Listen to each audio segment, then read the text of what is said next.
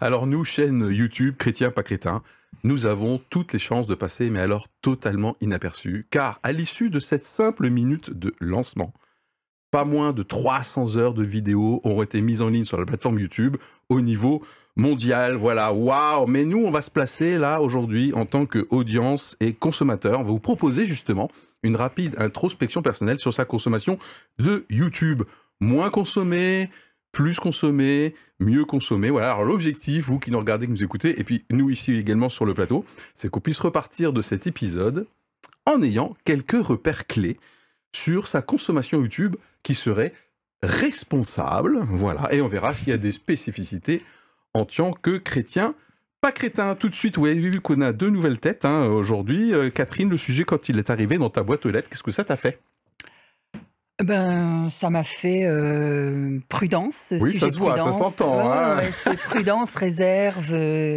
Voilà, c'est comme. Voilà, moi je suis pas de la génération YouTube, donc du coup, Ok, ouais, je suis limite, très. limite méfiante presque, Ouais. ou je vais trop loin là? Non, Non, non, je suis carrément. assez Ah méfiante. ouais, ça se Ouais. voit, t'as le visage. Ouais. Tadam. Oh non, Oh.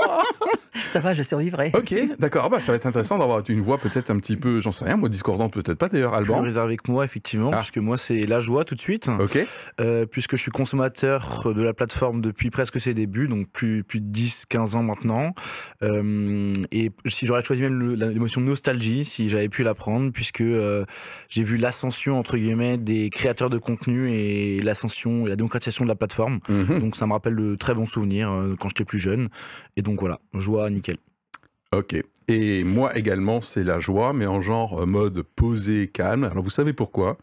C'est parce que compte tenu de l'actualité, j'aurais pu franchement choisir plein d'autres sujets beaucoup plus lourds que les 20 ans, donc l'anniversaire de la plateforme YouTube. Donc du coup, moi je suis vraiment en mode reposé. Et tout de suite, les faits.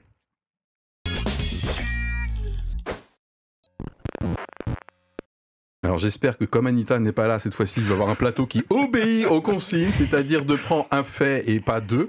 Et ce jour-là, je vais tricher moi-même, je vais prendre deux faits. Allez, Alban, qu'est-ce que tu proposes à notre audience pour être déjà bien éclairé en termes factuels comme ça sur le sujet? Bah alors moi, je vais proposer à l'audience Oui. de prendre leur téléphone Oh. et d'aller dans les réglages de leur téléphone. Ouais. Et normalement, ils devraient avoir, alors sur l'iPhone c'est très clair, Android ça devrait se trouver, un petit encoche où on peut voir le temps d'écran que l'on passe par jour sur le téléphone. Ok.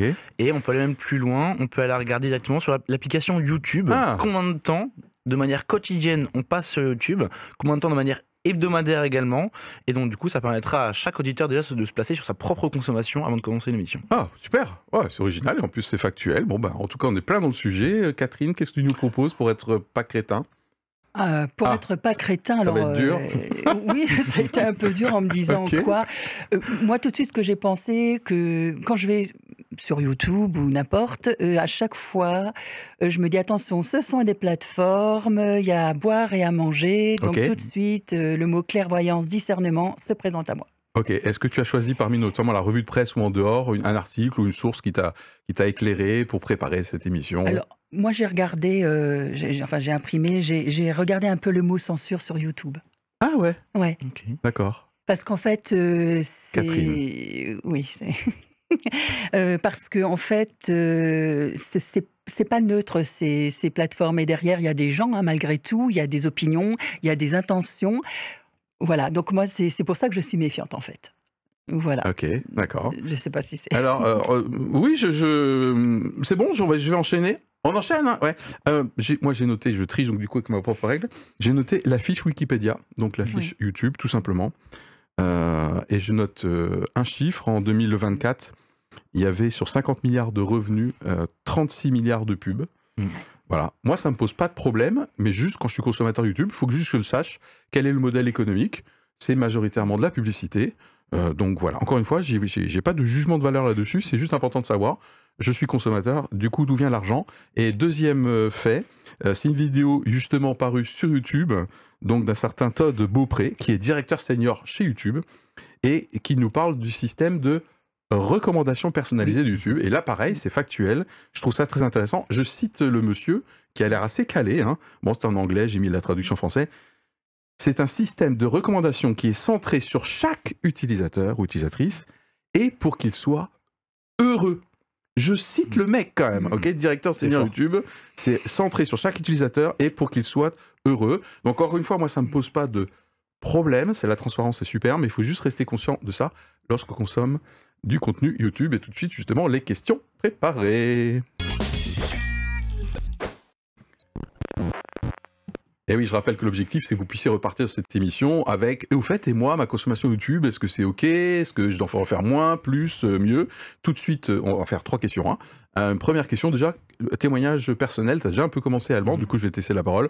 C'est quoi votre profil en quelques mots ici autour du plateau sur ma consommation YouTube? Ça ressemble à quoi? Alban, tu te définirais Consommateur du coup quotidien, hebdomadaire depuis plus de 15 ans. Et du coup, je peux vous le dire, grâce à la petite application sur le téléphone, Ah oui. dans les réglages, que je consomme de manière quotidienne 1h20 en moyenne par jour YouTube. Ça, c'est précis. Ça peut paraître beaucoup, pas Ouais, beaucoup, ça ok. dépend des personnes. Par exemple, j'en ai parlé avec mon ami hier soir, et lui, c'est juste sur la journée d'hier, hein, OK. mais lui, il avait 6h30. Alors je me suis dit, waouh, comment c'est possible? Alors, il faisait pas forcément que du YouTube en même temps, mais Ok. voilà, c'était assez frappant. Sinon, en termes de consommation de contenu, c'est à la fois plaisir, souvent de domaine cinématographique, et puis contenu plus d'informations générales. Donc ça va du documentaire animalier jusqu'à des vidéos sur la finance ou l'entrepreneuriat. Ah ouais, OK, d'accord.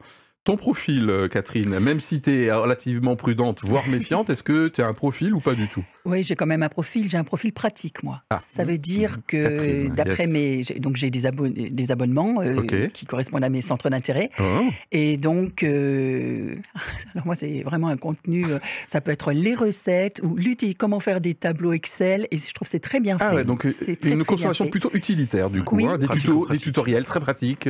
Mais pas que, ça Mais pas peut que. aussi être des cultes en ligne et tout cet univers, et puis aussi politique, Mhm. dans le sens vie, La mais vie aussi politique. Ah.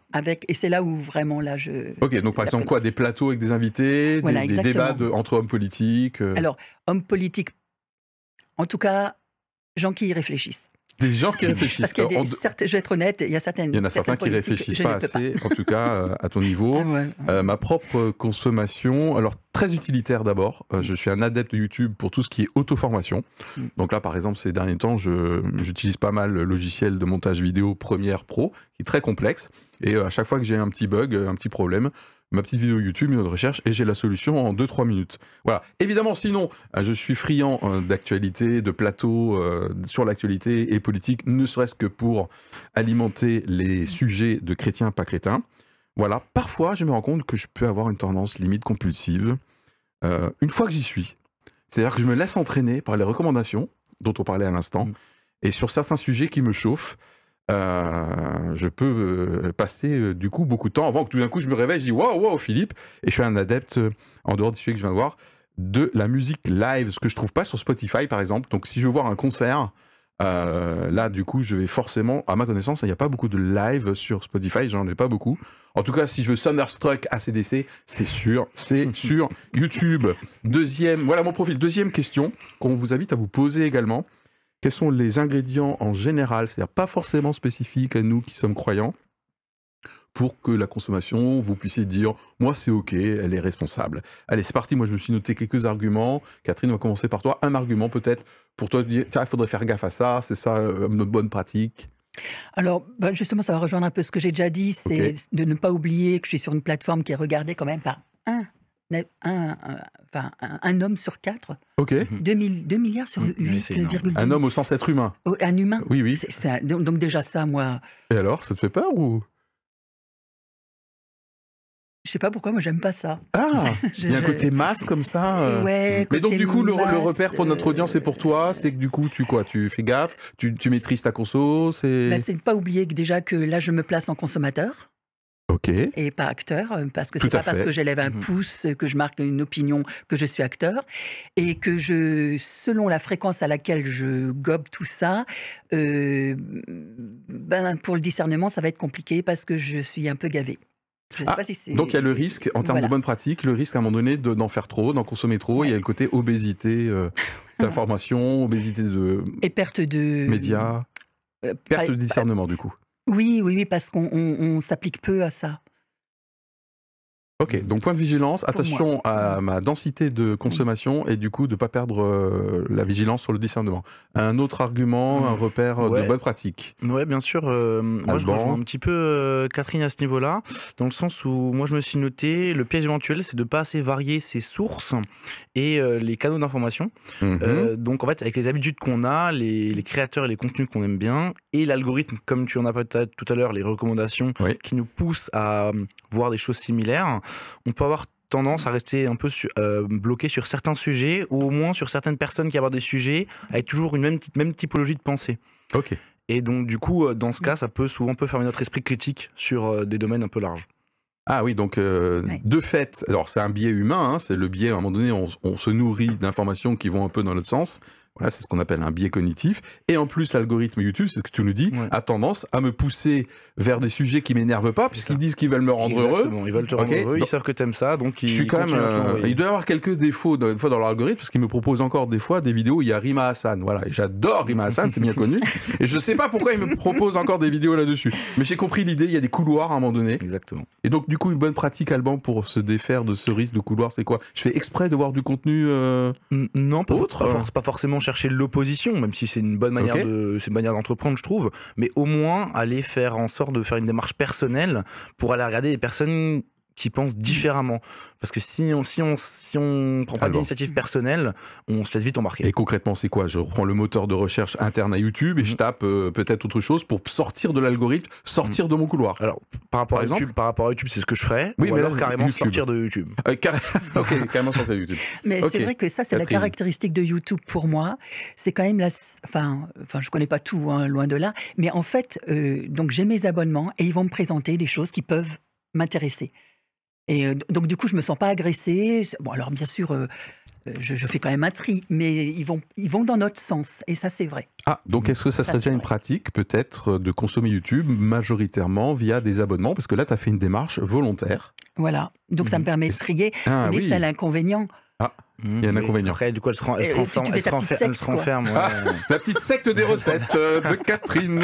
Bon, les recettes, c'est pas grave. Oui, c'est pas grave. Mais c'est vrai que ça conforte. Oui, c'est ça. Ça conforte. Justement, j'ai pensé à ça quand j'ai écrit cet argument et que j'y ai pensé. C'est un peu comme si, entre guillemets, dans la vraie vie, entre guillemets, dès qu'on avait une question, on voulait renseigner sur un sujet en particulier, on allait toujours voir la même personne. Ah oui, c'est une belle image. Ouais. Et donc, du coup, forcément, là, d'un coup, avec cette image-là, on se rend bien vite compte que c'est un peu con et qu'on va forcément avoir un avis un peu biaisé, ou du moins toujours le même, mais pour notre esprit critique, ça pue la merde, tout simplement. Donc, l'idée, c'est quand même de s'imaginer que dans la vraie vie, on ferait quoi? On irait voir plusieurs personnes pour avoir différentes opinions. Pareil sur YouTube. Ok, donc pareil sur YouTube. Donc je note privilégier peut-être des abonnements parce que là du coup je suis acteur, je suis actrice. Attention aux biais ou aux couloirs à la fois du fait de mon tempérament et bien sûr de l'algorithme de YouTube. Moi je me suis noté que c'est un bon moyen à mon avis d'être responsable dans sa consommation de YouTube. On n'est pas moralisateur, hein, juste pour vous rassurer, mais vraiment pas. Hein. C'est de l'utiliser comme moteur de recherche. Voilà, moi je l'utilise vraiment comme moteur de recherche. Voilà. Par exemple, pour trouver les sujets de chrétiens pas chrétiens, j'utilise. Voilà. Donc, en fait, je me suis noté, je pense qu'une consommation responsable, c'est dans quelle mesure je suis intentionnel. Voilà. Quand je vais chercher un tutoriel, je suis intentionnel. Moteur de recherche, je suis intentionnel. Et c'est pas une consommation parce que je m'ennuie ou j'ai encore un creux entre deux arrêts de bus. J'en sais rien. Enfin, je sais pas si je prends souvent le bus d'ailleurs. C'est vrai. Et puis à vélo, c'est compliqué.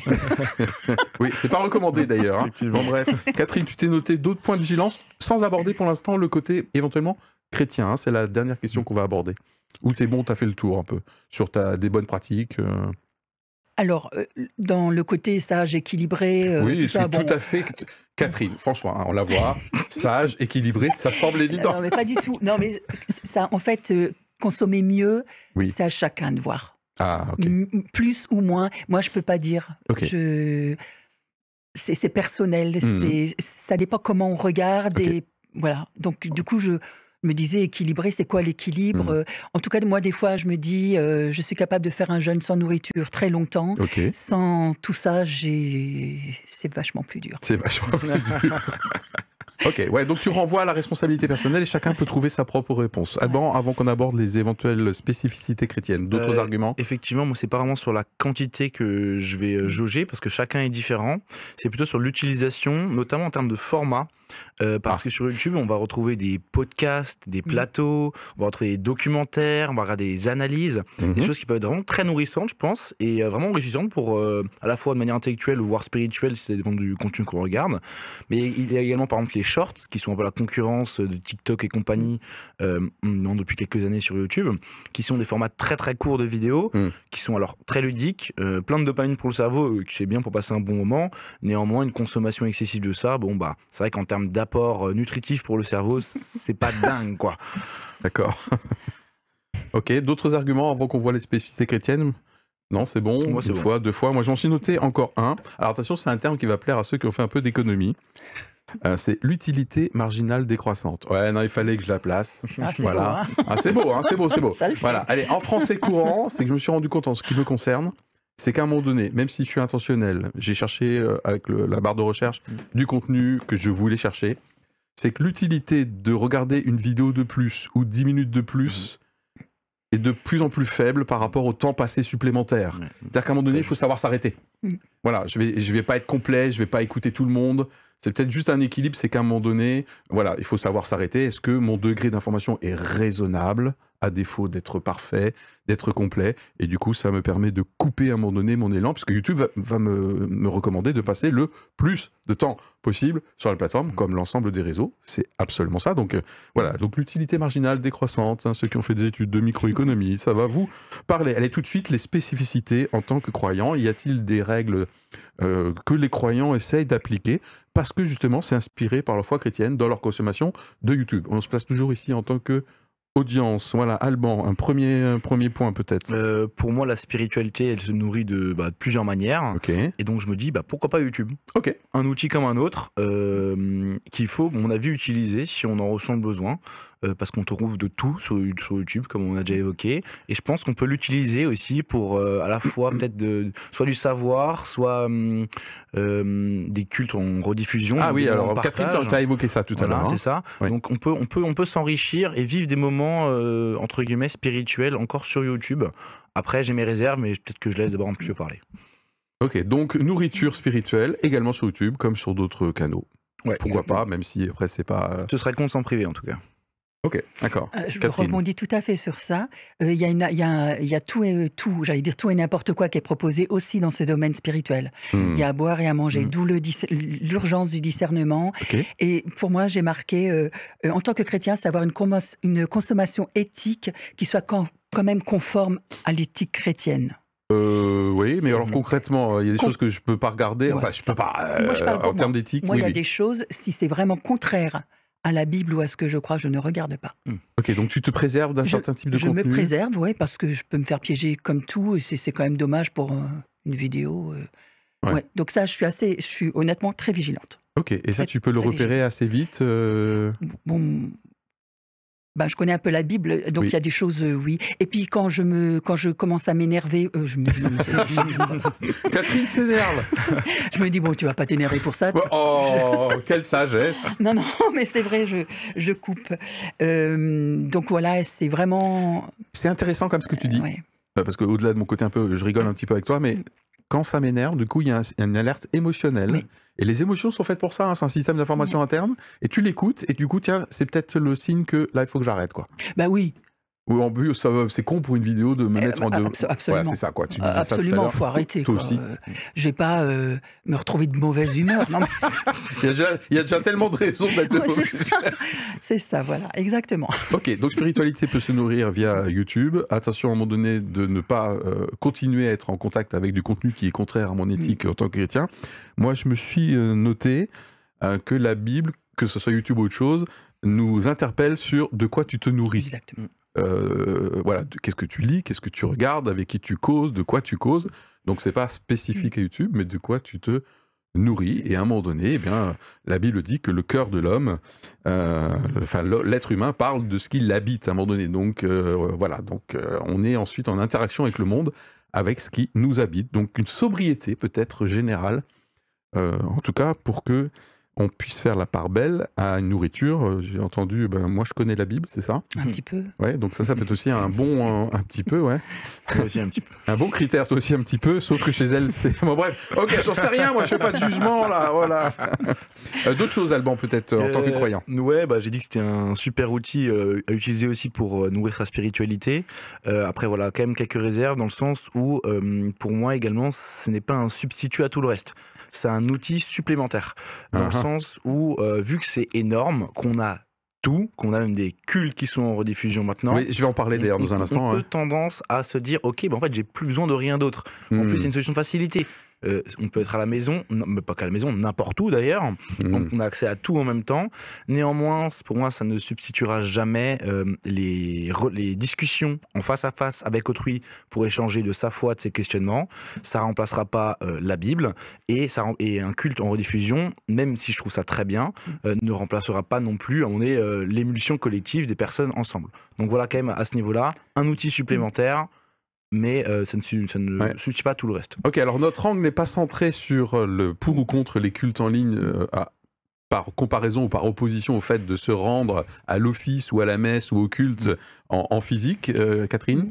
Alors, je suis tout à fait d'accord et moi j'ai noté le truc, c'est si tu vis que de cette spiritualité qu'on te propose, tu dis toujours amen à la prière d'un autre, à la prédication d'un autre et à la louange d'un autre. Ok. Et toi?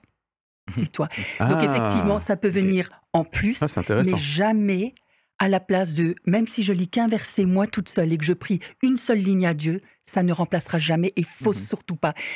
Parce qu'on est dans l'illusion. Si un jour on coupe tout, quelle est donc ma vie spirituelle? Quelle est mon autonomie, ma capacité Exactement. à me nourrir moi-même et pas simplement dire amen à quelque chose que je regarde un peu passivement, on va dire. Oui, parce que c'est ça. Oui, de toute façon, je suis spectateur, même si... Voilà, donc c'est quand même à moi de lire ma Bible, de prier, d'avoir une relation avec Dieu. Ok. Après, c'est ce qui te permet après d'avoir le discernement, de te poser des questions. Moi, il y a des pratiques qui se font... je ne me suis jamais posé la question, disons-le. Donc ça me permet d'aller fouiller, d'aller interroger la Bible, de demander à Dieu... T'es où là-dedans? Des pratiques que tu as vues sur YouTube, c'est ça que tu veux dire? Pardon? Des pratiques que tu as vues sur YouTube et qui t'ont interrogé justement. Oui, quand tu as tout début d'année, tous les prophètes, les apôtres qui sont là, qui annoncent des choses pour l'année à venir. Oui, voilà, donc là, c'est dit... Tout de suite, mon réflexe, c'est dire, et toi, Seigneur, qu'est-ce que tu penses de tout ça? Voilà. Ok, donc tu as ta propre source directe. Je préfère ne rien comprendre. Je préfère ne rien comprendre. Mais c'est vraiment ça, quoi, le recul. Et d'ailleurs, le recul. C'est le recul. Je ne veux pas me laisser embarquer dans des trucs où je ne suis pas sûr. Bon, alors du coup, pour moi, vous avez déjà répondu. Ce n'est pas le sujet précis de l'angle aujourd'hui sur culte en ligne versus culte, mais quand même, je pense que c'est un point de vigilance, effectivement, si c'est un substitut ou si du coup, je suis beaucoup moins acteur. Parmi la revue de presse qui est en lien dans la description, j'ai noté un article intéressant, je trouve, sur le fait que la manière dont il défendait le fait de se rendre, au moins de temps en temps. Moi, je regarde régulièrement le culte de notre église sur YouTube, et la petite confidence, c'est que j'adore faire la cuisine pendant ce temps-là, voilà, le dimanche matin. Mais je pense que je n'en fais pas une religion personnelle, et j'en fais, voilà. Donc, l'article disait qu'à un moment donné, il faut vivre, aller au culte, entre guillemets, c'est se rassembler. Voilà, et donc c'est vivre des choses de manière incarnée, même s'il peut y avoir des communions invisibles, évidemment. Donc voilà, en tout cas, c'était une opinion qui était défendue dans cet article. Et en fait, se rassembler, c'est pas forcément aller au culte, mais c'est se rassembler en tant que chrétien entre nous. Oui, ça pourrait être dans une maison, à la limite. Mais en tout cas, il y a une rencontre, on se frotte, on se frictionne, le contact avec les vrais gens. C'est ça ce que je voulais dire, avec le contact avec les vrais gens. Bon, il y avait le culte, on en a parlé, même simplement la discussion entre deux individus qui se connaissent et qui vont parler et échanger. Rien pour moi, ça, c'est déjà essentiel. Et c'est ce qu'on pourrait perdre, entre guillemets, en surconsommant et en oubliant cette partie-là un petit peu de dialogue, entre guillemets, qui nous instruit également, en fait. Ok, très bien. On a fait le tour, donc du coup, tout de suite, la conclusion.